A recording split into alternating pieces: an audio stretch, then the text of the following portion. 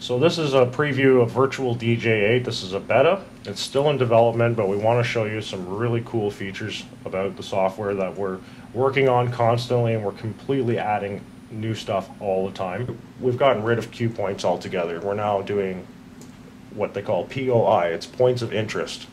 So we can right click on a track. It'll bring up your pane. You can actually mark the track, and it, with an auto mix point, your first beat, it defines the breaks, the end of the break. It's a completely redefined audio engine built from the ground up.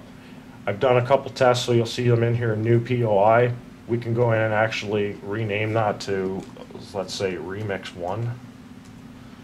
And it asks you, is it also a cue point? Well, I don't really want to make it a cue point for this demonstration, so I'm going to say no. So it won't leave a mark. But what I can do is I can drag that line around, and I don't know where exactly that is, so I'm going to zoom right into the waveform, which gets kind of crazy, and we're going to put it right about there. That's a downbeat. And we can zoom back out. Now what will happen is, this is a remix point. So if we go into our sampler, we have the option for remix mode. This is still something that's being developed. We don't have these in yet, but you can choose to roll, insert, or mix into something else. Neat. And then there's going to be other options to loop, continue, or block.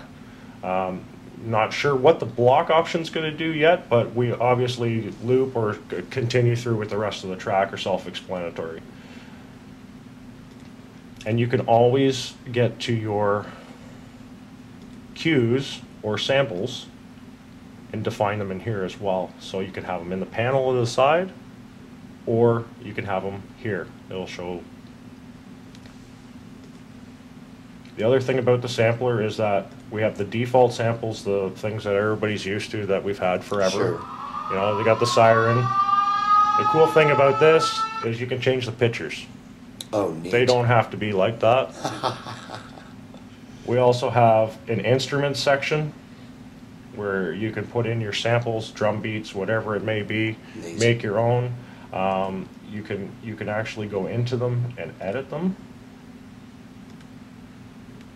change them, loop them, sync start them, sync lock them, change the pitch, whatever you need to do.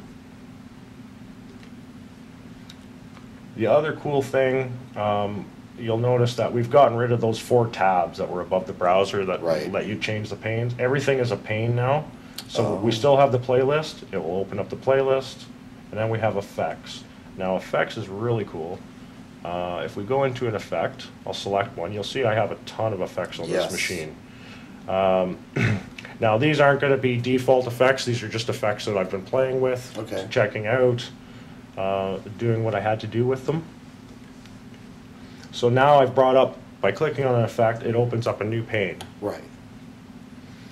The new pane, you can control it there, or if you're getting short on real estate, you can undock the effect and put it up the side. And there's no limit to the number of effects that you can use. That's cool. So you can always pin it back if you like, or if you're done with it, you can just exit out of it. I mean, theoretically, a guy could have 2 screens and have a screen of effects if he wanted to. Absolutely. On the extended desktop. Absolutely. That's neat. The possibilities are pretty much endless with this because we now don't limit the sampler.